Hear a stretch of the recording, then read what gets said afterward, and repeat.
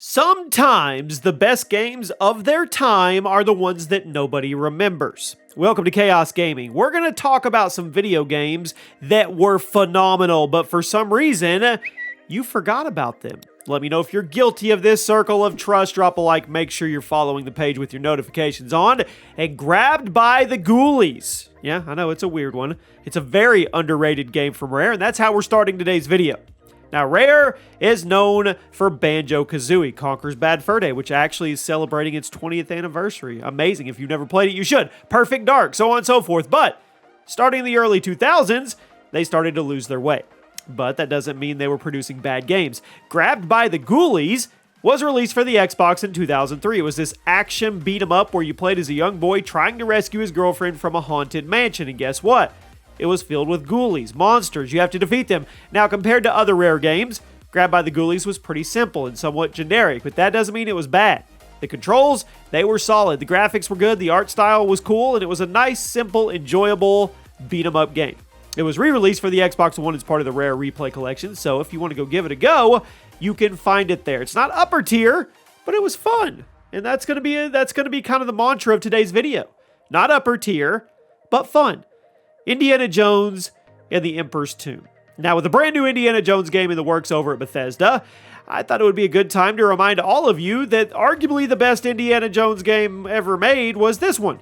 Released in 2003 again for the Xbox, PS2, and PC. This was a prequel to the Temple of Doom, and it had you playing as Indy, of course, setting out to search for various artifacts, of course, before the regime could get their hand on them. It's your standard Indiana Jones plot.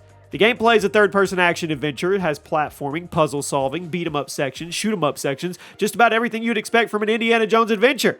The game actually did a really good job of capturing the spirit of the movies, and for a 2003 game, it actually aged pretty well. It did. Emperor's Tomb is still available on Steam for $6. If you want to brush up on your indie history before the new one comes out, there you go. Next up, American McGee's Alice. Strange, I know. A lot of people remember Alice Madness Returns, but not nearly as many people will remember the original. American McGee's Alice is a disturbing reinterpretation of Alice in Wonderland that was released 21 years ago. You played as an older Alice after her family dies in a house fire, and Alice, her grief starts to twist and distort her Wonderland. It's then up to you to set things right, while also keeping yourself alive, of course. It had excellent atmosphere. While the gameplay isn't mind-blowing, the story and art style was very memorable, I guess you could say. It got a sequel called Alice Madness Returns in 2011, which may be a little more fresh on your mind, but there are still a few ways to play the original title. You should go give it a go and let me know what you think about it. Let me know what you think about this one. Disco Elysium. What if I told you one of the best games of the last few years came out right under your nose and you didn't even know it? It dropped in 2019 on the PC. It was heavily inspired by old school RPGs, some of which we'll talk about later in this video. You played as a detective with amnesia, tried to solve a series of murders while figuring out your own brain. Now, unlike other RPGs, Disco Elysium had no combat to speak of. Instead, it focused on the interactions between you and the various characters. You level up your character by winning skill checks and engaging in deep conversations with the NPCs. And the writing, it was superb. It's an extremely slow game, but that's part of why it's so good and immersive. It was one of the best reviewed games of 2019, but due to it being such a unique game, it flew completely under the radar. So did this next one. Tai the Tasmanian Tiger. TTT. Now, I know at least one of you may remember this. During the PS2 era, 3D platforms were the rage. Just about every big publisher was trying to get on the gravy train, and while some succeeded, others didn't quite hit that same level of success. Tai the Tasmanian Tiger, say that 3 times fast, was released in 2002 for the PS2, the GameCube, and the Xbox. You had a character that was adventuring around a fictional Australian island trying to collect thunder eggs. Those thunder eggs would save your family from being trapped in another dimension. Story, it was weird, I get it, but to be fair, that was kind of the staple of 3D platformers at that time. And the reviews, they weren't great. Sales, pretty solid. There were a handful of sequels. Unfortunately, though, Tai never hit the same level of success as his main competitors like Jak and Daxter, Ratchet and Clank, Sly Cooper. But if you're a fan of those franchises, fire up your PS2 emulator and go give Tai a shot. Now we've reached some more familiar titles. Fallout 1 and 2. Everybody knows Bethesda's Fallout series, but how many of you actually played the pre-Bethesda entries? Heck, how many of you have even seen the pre-Bethesda entries. Fallout 1 was released for the PC in '97. Fallout 2 dropped the next year. Both were open-world isometric RPGs. They had turn-based combat, gigantic maps, filled with NPCs you could interact with and quests to do. I mean, they were critically acclaimed. They sold great, but after the series was bought by Bethesda and turned into a game we know today, a lot of people forgot where it all started. Fallout 1 and 2 are super different from Fallout 3 and onwards, and some people still consider them to be the superior Fallout experience. They are both still on Steam, if you want to see how this beloved franchise actually started. Now let's get into some Marvel. The Incredible Hulk Ultimate Destruction. Superhero games are hard to do. They're hard to get right? I mean, certain characters are certainly harder to make games for than others. The Hulk is one of those characters that hasn't had much of a presence in video games, but almost 16 years ago, he got one of the best and more underrated comic books ever made. Nobody talks about it, but it's here.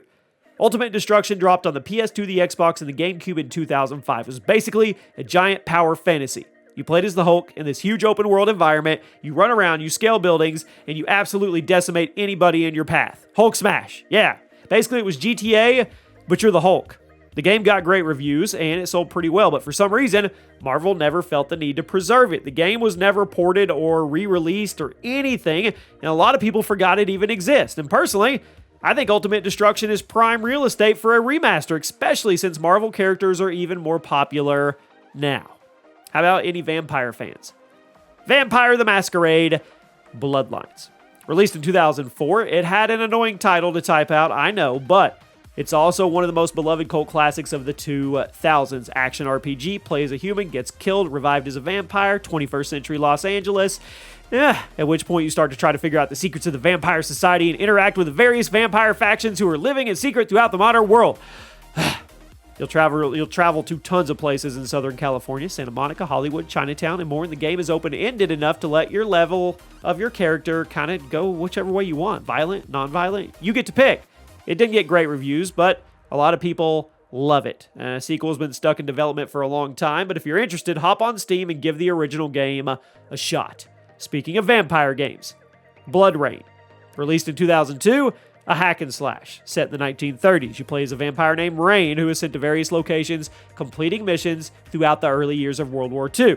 Now, the gameplay wasn't anything to write home about, but it was fun. It was super satisfying for being a button masher. Plus, the unique concept and super stylish combat made for some really good eye candy, and the game developed a cult following.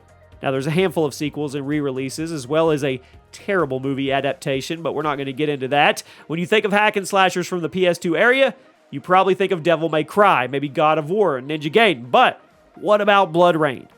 And at number 1 today, Planescape Torment. If you're a PC gamer, you probably recognize this. If you're a console gamer, you have no clue what this is.